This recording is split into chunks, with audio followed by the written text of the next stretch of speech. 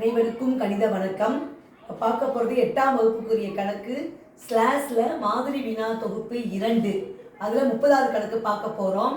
மகிழன் தமிழில் 25க்கு 22 மதிப்பெண்களும், ஆங்கிலத்தில் 40க்கு 36 மதிப்பெண்களும், கணிதத்தில் 60க்கு 57 மதிப்பெண்களும் பெற்றுள்ளான். அவன் எந்த பாடத்தில் அதிக மதிப்பெண் பெற்றார் அப்படின்னு சொல்லி கொஸ்டின் கொடுத்துருக்காங்க. இப்போ தமிழ் பாடத்தில் 25க்கு 22 கொடுத்துருக்காங்க. அப்ப 25க்கு எத்தனை மார்க்கு? 22 மார்க்கு. அப்ப அதை 100க்கு எவ்வளவுன்னு கண்டுபிடிக்க போறோம். இன்ட்டு 100. 25 25, 4 25 100.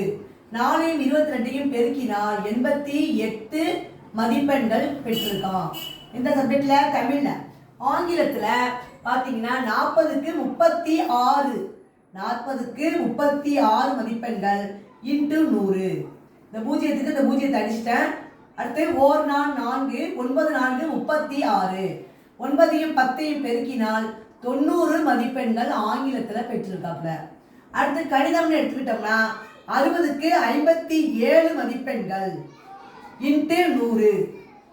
இந்த பூஜ்ஜியத்துக்கு இந்த பூஜ்ஜியத்தை அடிச்சிட்டேன். I2 10, 2 6, 3 1 3 3. இங்க பாத்தீங்கன்னா 1 3 3, மிச்சம் 2 27ல 9 3 27. இப்போ 19ஐயும் 5ஐயும் பெருக்கினால் வரக்கூடிய விடை 9 5 45 மீதி 4, 1 5 5 4 9 மதிப்பெண்கள். அப்ப அதிகமா பெற்றிருக்க மதிப்பெண்கள் எந்த சப்ஜெக்ட்னு பாத்தீங்கன்னா கணிதம். அப்ப இந்த கணக்குக்குரிய விடை கணிதம். கணிதத்தில் பெற்ற மதிப்பெண்கள் 95. புரிஞ்சுங்களா?